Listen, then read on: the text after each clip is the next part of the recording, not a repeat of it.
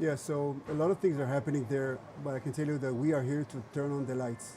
I think there's a lot of new technologies in aviation that need to be introduced that's already here, that we are already working with, sustainable, electric, carbon fibers, and a lot of other, for other uses as well. So I think at this point there's a need for a change, and we at Doroni, like the speedboats, are leading the way for the big cruiser like Airbus and Boeing. So, I mean, we've seen, first of all, when you talk about Airbus versus Boeing, it's a national security issue, right? So a lot of Americans would probably prefer that Boeing gets back on track. Can Boeing do that? I believe so. I do believe in the American industry, and I think there's enough smart people that can do that.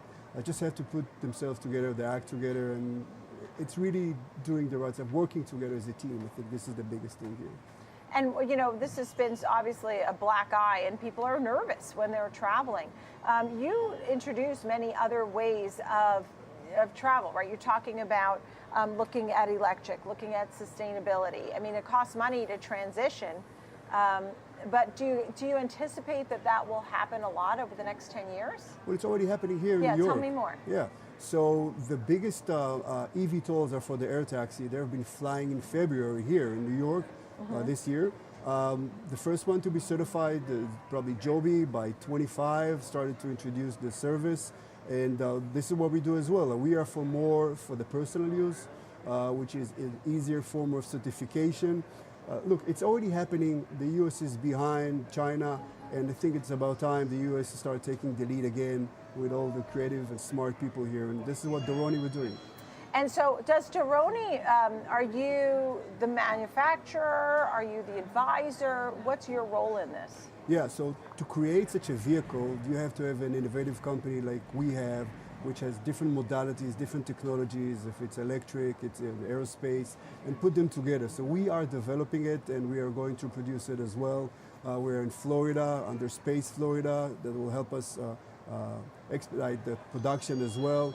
And we all the time looking for a strategic partner to help us there. We'll be happy if Boeing and Airbus will join as well. Yeah, I mean, and you know, we talked about, we had a company on not that long ago that's transitioning trucks into electric vehicles, right? So how easily can you transfer these planes to be from what we've known the last 20 years into the future? How easy does that happen? How quickly can that happen? How much does it cost to transfer a plane over to the new world? So a jet like 737, there will be a technical problem to do that. But if you see the Joby aircraft or the Archer ones, they're sort of an existing fuselage or something like that already is in existence, and they have electric motors there. To create, what we've done is we created a whole new design right from the start in order to merge with these technologies. And are they equally fast? The propellers obviously are fast as a propeller aircraft, but the jet is not there yet. It will take time to get there. We are more the inner city, regional aircraft. That's what we do. Yeah, and I think Joby has been very popular too. That has definitely been growing when you think about, you know, electric vehicle takeoff and landing units like that, or aircraft. That's it's been growing in popularity, to your point. Doron Merdinger, CEO.